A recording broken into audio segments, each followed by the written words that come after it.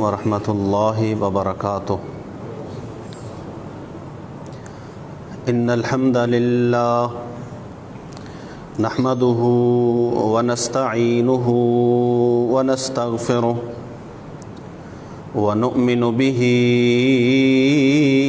ونتوکل علیہ ونعوذ باللہ من شرور انفسنا ومن سیئات اعمالنا من يهده الله فلا مضل له ومن يضلله فلا هادي له أشهد أن لا إله إلا الله وحده لا شريك له وأشهد أن محمدًا عبده ورسوله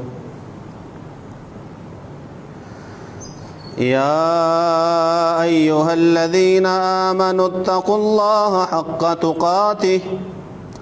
ولا تموتن إلا وأنتم مسلمون يا أيها الناس اتقوا ربكم الذي خلقكم من نفس واحدة وخلق منها زوجها وبث منهما رجالا كثيرا ونساء واتقوا الله الذي تساءلون به والأرحام إن الله كان عليكم رقيبا يا أيها الذين آمنوا اتقوا الله وقولوا قولا سديدا يصلح لكم أعمالكم ويغفر لكم ذنوبكم ومن يطع الله ورسوله فقد فاز فوزا عظيما أما بعد فإن خير الحديث كتاب الله وخير الهدي هدي محمد صلى الله عليه وسلم شر الأمور محدثاتها وكل محدثة بدعة وكل بدعة ضلالة وكل ضلالة في النار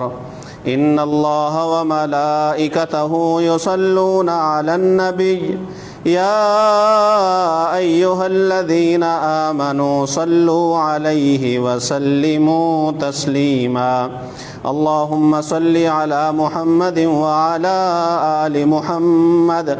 كما صليت على إبراهيم وعلى آل إبراهيم إنك حميد مجيد اللهم بارك على محمد وعلى آل محمد كما باركت على إبراهيم وعلى آل إبراهيم إنك حميد مجيد أعوذ بالله السميع العليم وبوجهه الكريم وسلطانه القديم من الشيطان الرجيم من همزه ونفخه ونفثه بسم الله الرحمن الرحيم إذا زلزلت الأرض زلزالها وأخرجت الأرض أثقالها وقال الإنسان ما لها يومئذ تحدث أخبارها بأن ربك أوحى لها يومئذ يصدر الناس أشتاتا ليروا أعمالهم فمن يعمل مثقال ذرة خيرا يره ومن يعمل مثقال ذرة شرا يره۔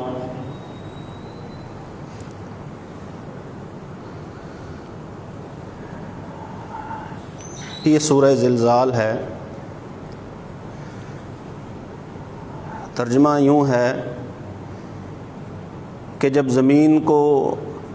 شدت سے ہلا دیا جائے گا اور یہ اپنے بوجھ باہر نکال دے گی اور انسان کہے گا کہ اسے کیا ہو گیا ہے، اس دن یہ اپنے حالات بھی بیان کرے گی، بتائے گی، کیونکہ اس کے رب نے اس کو اسی چیز کا حکم دیا ہے۔ اس دن لوگ پیش ہوں گے اللہ کے حضور مختلف گروہوں میں، یا اشتاتن کا معنی مختلف حالتوں میں بھی کیا گیا ہے، تاکہ انہیں دکھائے جائیں ان کے اعمال۔ سو جس نے عمل کیا ہوگا برا، ایک ذرے کے برابر وہ اسے دیکھ لے گا، اور جس نے عمل کیا ہوگا اچھا، ایک ذرے کے برابر اسے دیکھ لے گا۔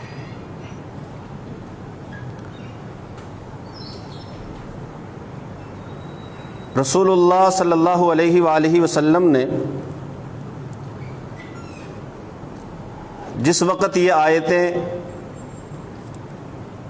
حضرت ابوبکر صدیق رضی اللہ تعالی عنہ کو سنائیں،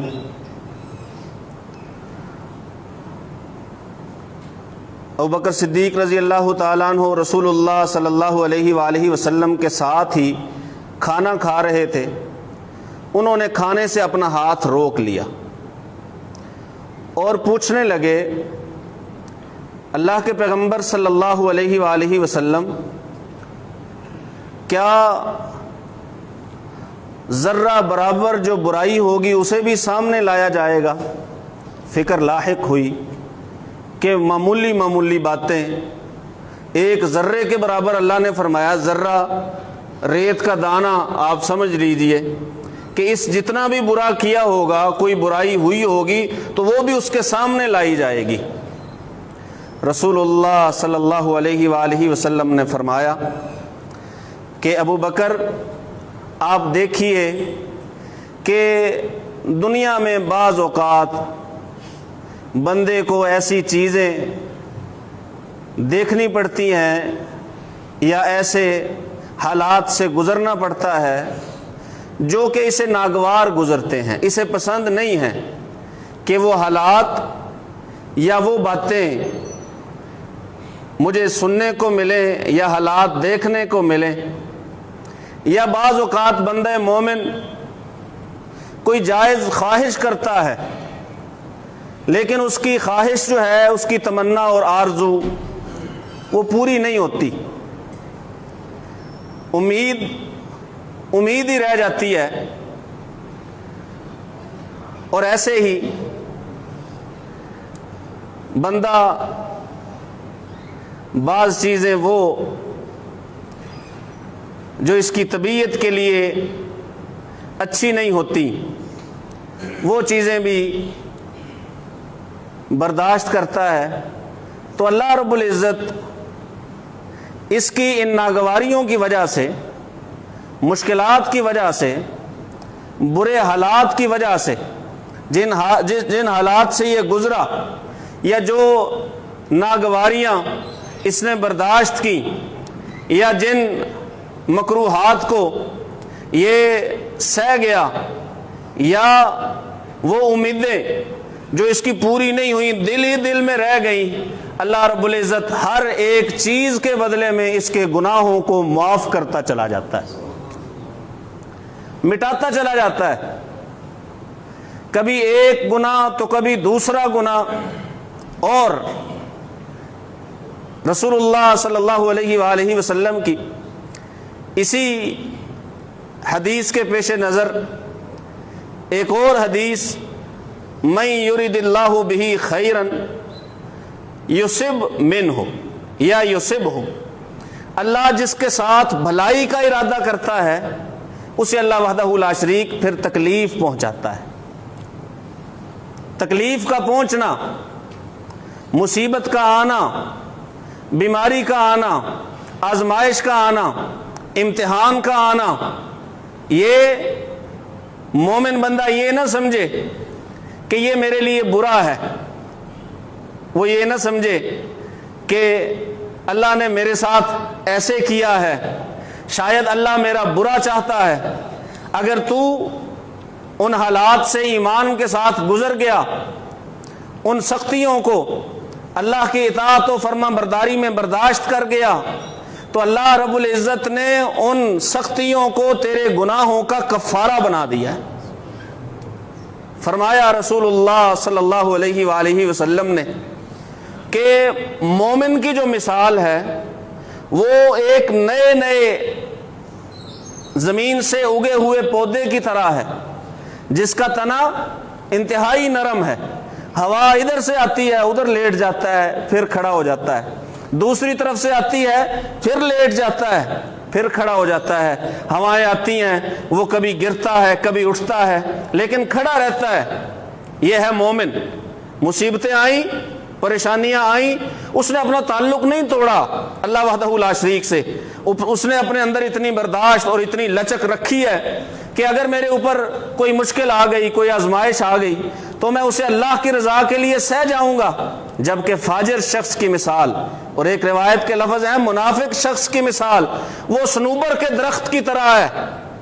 کہ وہ کھڑا ہے, ہوا اگر تیز آئی ایک ہی دفعہ جڑوں سے اکھڑا اور دوبارہ پھر کھڑا ہو سکا, دوبارہ کھڑا نہیں ہو سکا. یہ فاجر ہے, یہ منافق ہے. جبکہ مومن وہ حالات سے لڑتا ہے لیکن پھر بھی کھڑا ہے اللہ کی اطاعت میں, اللہ کی فرما برداری میں, اللہ کے دین پر, اعمال پہ, سنت رسول پر عمل میں وہ کھڑا ہے. اگر بیماری آئی چند دن مسجد سے دور بھی رہا لیکن بیماری جیسے ہی گئی وہ واپس آ گیا. اور آپ سمجھیے کہ عذاب اور آزمائش کے درمیان فرق یہی ہے, آزمائش جب بندے پہ آتی ہے بندہ اللہ وحدہ لا شریک سے ٹوٹتا نہیں ہے. اگر بندہ ٹوٹ گیا تو سمجھے کہ یہ عذاب تھا کہ اسے جڑوں سے اکھیڑا اور پھینک دیا. یہ بندہ اللہ کو قابل قبول نہیں, یہ بندہ اللہ وحدہ لا شریک کو پسند نہیں آیا, اسے اللہ نے اکھیڑا اور پھینک دیا. یہ عذاب ہے, آزمائش یہ ہے کہ بندے پہ آتی ہے, دن گزرتے ہیں بندہ پھر وہیں پہ ہے, اللہ کی اطاعت میں ہے. اور اسی لیے رسول اللہ صلی اللہ علیہ وآلہ وسلم نے فرمایا کہ مومن کے لیے تو دونوں ہی معاملات خیر کے ہیں. آپ اس حدیث پہ غور کیجئے, کئی بار میں نے یہ حدیث جمعہ کے خطبات میں بیان کی ہے. عجبا لامر المؤمن, مومن کا معاملہ ہے ہی بڑا عجیب. اگر اسے خوشی پہنچے شکر کرتا ہے یہ اس کے لیے بہتر ہے, اور اگر اسے تنگی پہنچے تو صبر کرتا ہے تو یہ اس کے لیے بہتر ہے. یعنی خوشی کو, راحت کو, سکون کو, اطمینان کو رسول اللہ صلی اللہ علیہ وسلم نے بیان فرمایا ہے تنگی کے ساتھ, بیماری کے ساتھ, آزمائش کے ساتھ, مصیبت کے ساتھ بیان فرمایا کہ دونوں معاملات میں مومن کے لیے ہے ہی بہتری. یعنی یہ دونوں مومن پہ آئے تو ایک ہی جیسے ہیں, ادھر سے بھی مومن کو فائدہ ہوگا, دوسری طرف سے بھی مومن کو فائدہ ہوگا. تکلیف پہنچتی ہے صبر کرتا ہے بہتر ہے, خوشی پہنچتی ہے مالک کا شکر ادا کرتا ہے یہ اس کے لیے بہتر ہے. دونوں ہی معاملات ایک جیسے ہیں, خوشی آئے تب بھی اور غم آئے, آزمائش آئے, مصیبت آئے تب بھی. فرمایا رسول اللہ صلی اللہ علیہ وآلہ وسلم نے کوئی بھی مسلمان آدمی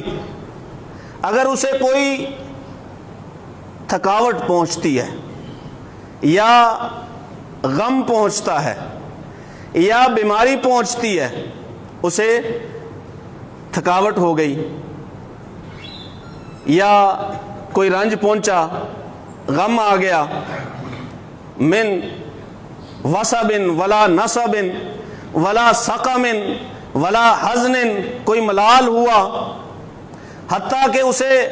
ایک حدیث کے لفظ ہیں کوئی ایسا خیال بھی آیا جس خیال نے اسے پریشان کر دیا, اور ایک حدیث کے لفظ ہیں حتیٰ کہ اگر کانٹا بھی جو اسے چبھ جاتا ہے, یہ ساری چیزیں اگر اسے پہنچتی ہیں تو اللہ وحدہ لا شریک ان چیزوں کو اس کی غلطیوں کا کفارہ بنا دیتا ہے. سبق یہ ہے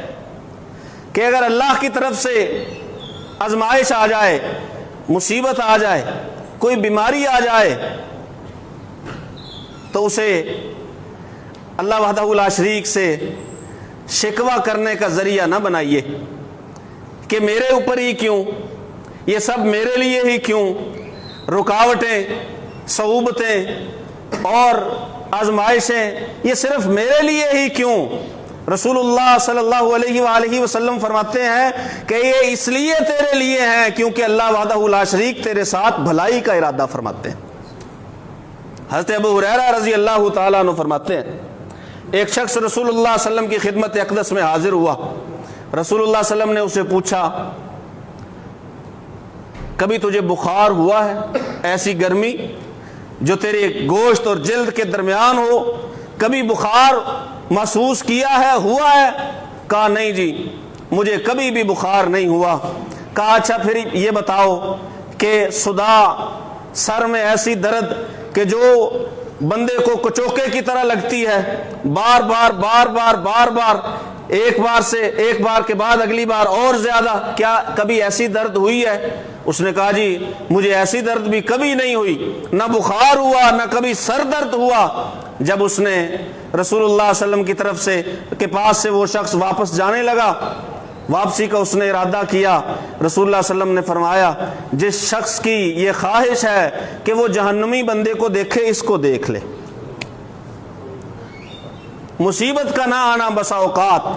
آزمائش کا نہ آنا بسا اوقات، کیونکہ کافر کے لیے کیا ہے؟ اس کی نیکیاں، اس کی اچھائیاں، اس کی بھلائیاں، اس کی خدمتیں، یہ سارا کچھ اللہ اسے دنیا میں دے دیتا، آخرت میں اس کے لیے کچھ نہیں ہے۔ حضرت عائشہ رضی اللہ تعالیٰ عنہ فرماتی ہیں کہ رسول اللہ صلی اللہ علیہ وآلہ وسلم سے پوچھا گیا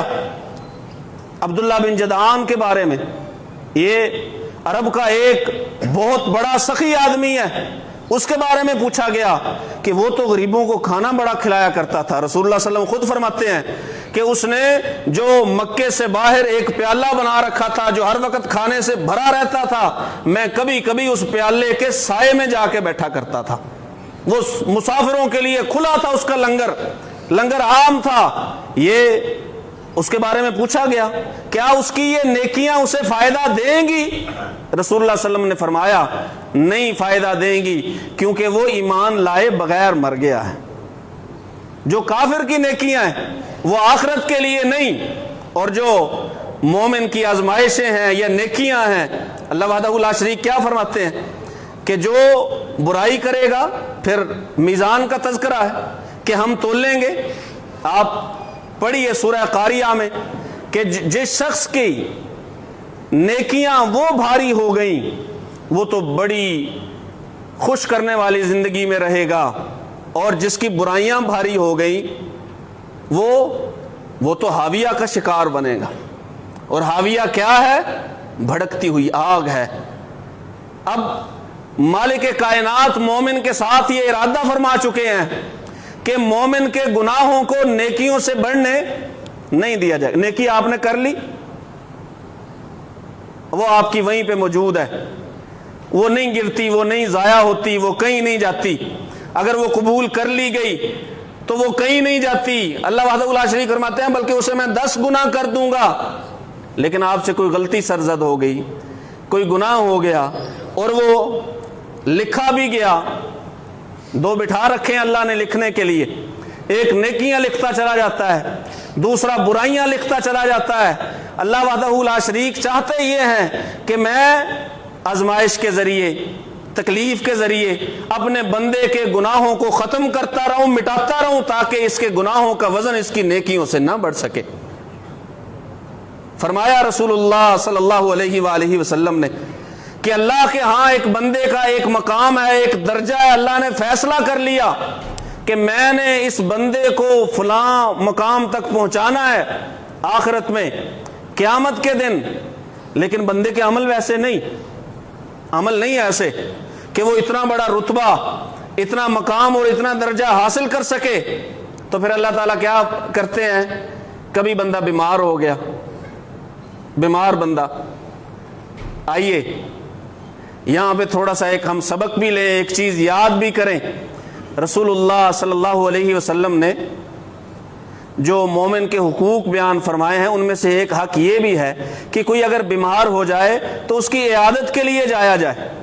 اس کی بیمار پرسی کی جائے۔ یہ سنت ہے رسول اللہ صلی اللہ علیہ وسلم کی۔ رسول اللہ صلی اللہ علیہ وسلم تو کفار کی بیمار پرسی کے لیے بھی جایا کرتے تھے۔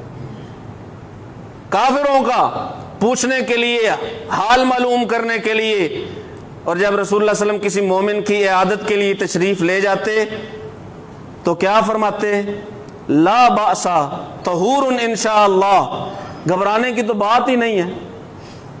کوئی گھبرانے کی ضرورت نہیں، تنگ ہونے کی ضرورت نہیں ہے، اگر بیماری آ گئی ہے تو کوئی حرج نہیں ہے، طہور انشاءاللہ، اگر اللہ نے چاہا تو یہ بیماری تجھے تیرے گناہوں سے پاک کر دے گی۔ صحابی رسول ہیں، رسول اللہ صلی اللہ علیہ وآلہ وسلم کے پاس بیٹھے ہوئے،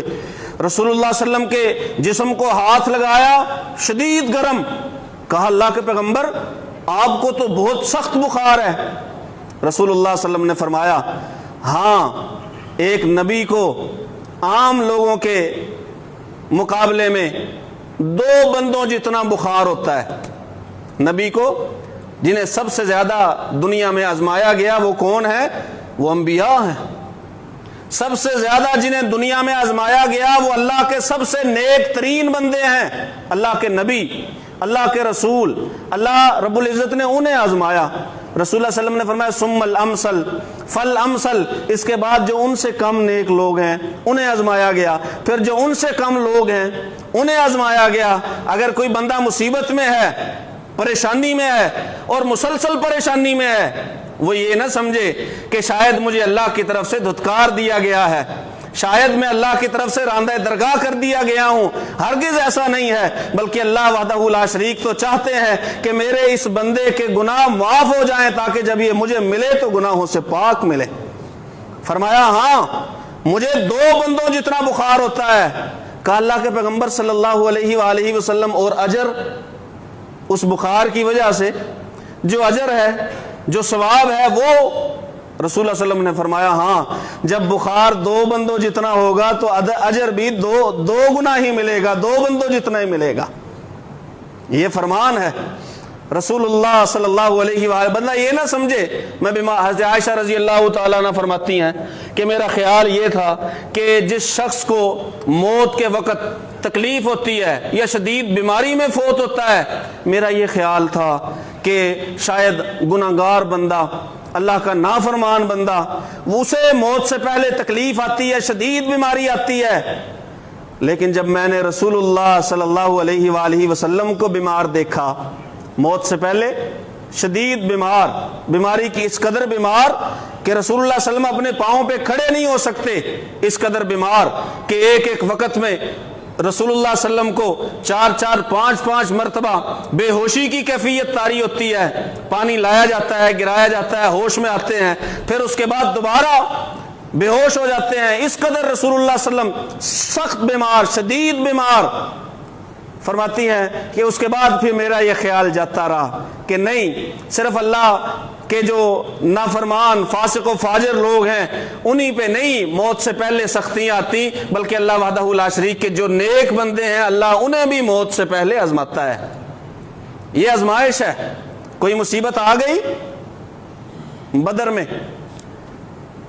اللہ سورہ انفال میں فرماتے ہیں فَلَمْ تَقْتُلُوهُمْ وَلَكِنَّ اللَّهَ قَتَلَهُمْ، جتنی فوج تھی اور جتنے ادھر 313 اور 1000 ادھر خالی ہاتھ ادھر اسلحہ سے لیس، اللہ فرماتے ہیں تم نے انہیں قتل نہیں کیا۔ مومنوں کا اللہ فرماتے ہیں قتل کس نے کیا ہے؟ ہم نے کیا ہے۔ وَمَا رَمَيْتَ إِذْ رَمَيْتَ وَلَكِنَّ اللَّهَ رَمَا، اور رسول اللہ صلی اللہ علیہ وسلم کو اللہ وحدہ لا شریک مخاطب کر کے فرماتے ہیں وہ جو کنکریوں کی یا ریت کی مٹھی آپ نے پھینکی تھی، آپ نے نہیں پھینکی تھی بلکہ اللہ نے پھینکی تھی، وہ ان کی آنکھوں تک، ان کے جسموں تک اللہ نے پہنچائی تھی۔ آگے اللہ کیا فرماتے ہیں وَلِيُبْلِيَ الْمُؤْمِنِينَ مِنْهُ بَلَاءً حَسَنًا، تاکہ اللہ وحدہ لا شریک مومنوں کو اچھے طریقے سے آزما سکے۔ سامنے آگے جنگ میں کئی لوگوں کا خیال تھا اس وقت کہ یہ تو جھونکے جا رہے ہیں، موت کی طرف دھکیلے جا رہے ہیں، انہیں تو یوں سمجھیے ہلاکت کی طرف لے کے جایا جا رہا ہے۔ مالک کیا فرماتے ہیں وَلِيُبْلِيَ الْمُؤْمِنِينَ مِنْهُ بَلَاءً حَسَنًا، اللہ کا ارادہ تھا کہ اللہ وحدہ لا شریک اپنے مومن بندوں کو اچھے طریقے سے آزمائے۔ آزمائش ہے اللہ کی، تنگی آ گئی آزمائش ہے اللہ کی، کسی نے برا کہہ دیا آزمائش ہے اللہ کی، کہیں مشکل حالات سے گزر رہے ہو، آزمائش ہے اللہ تعالیٰ کی، یوں نہ سمجھو کہ اللہ وحدہ لا شریک میرے ساتھ زیادتی کر رہے ہیں۔ شکوہ بندہ زبان پہ لے آئے، اور شیخ سعدی کا ایک قول بڑا مشہور ہے، وہ کہتے ہیں جو شکوہ کرنے، بندہ جس وقت شکوہ کر رہا ہوتا ہے نا، اصل میں وہی شکر کا مقام ہوتا ہے۔ جب بندہ شکوہ کر رہا ہے اصل میں وہی مقام شکر ہے۔ اور پھر حکایت لکھتے ہیں کہ میں بازار میں چلا جا رہا، خود کو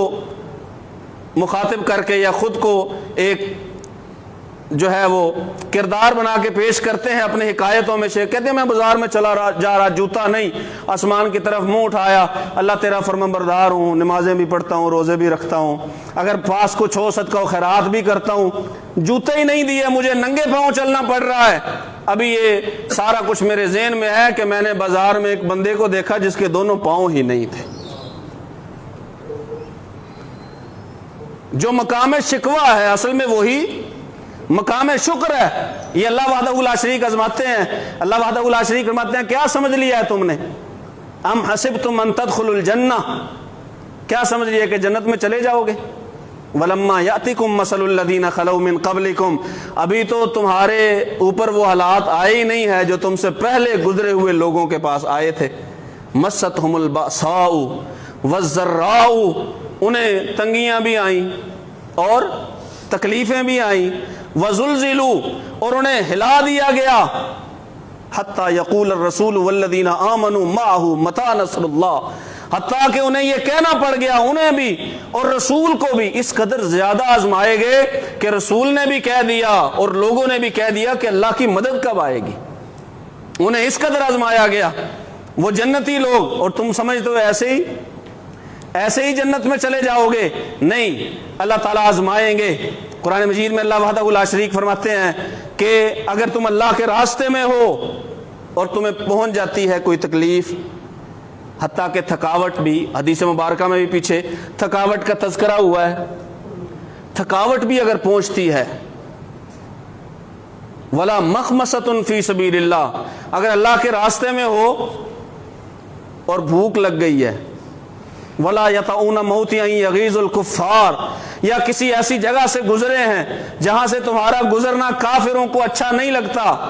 ولا ینالون من عدو نیلا، یا کسی ایسے دشمن تک پہنچے ہیں جس تک پہنچنا صرف پہنچے ہیں، الا کتب لہم بہ عمل صالح، اللہ فرماتے ہیں انہیں ان کے ہر ایک تکلیف کے بدلے میں، بھوک کے بدلے میں، تھکاوٹ کے بدلے میں اللہ وحدہ لا شریک ان کے لیے نیک عمل کا اضافہ فرما دیتے ہیں۔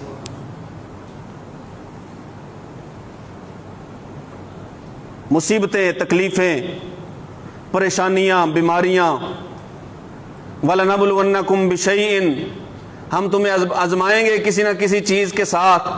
من الخوف، کبھی کسی سے ڈرا کے، والجوع، کبھی بھوک دے کر، ونقص من الاموال والانفس والثمرات، کبھی مال کم کر کے، کبھی تم میں سے کوئی جان کم کر کے، کبھی تمہارے پھل کم کر کے، وبشر الصابرین، اے محمد صلی اللہ علیہ وسلم خوشخبری آپ دیجئے صبر کرنے والوں کو،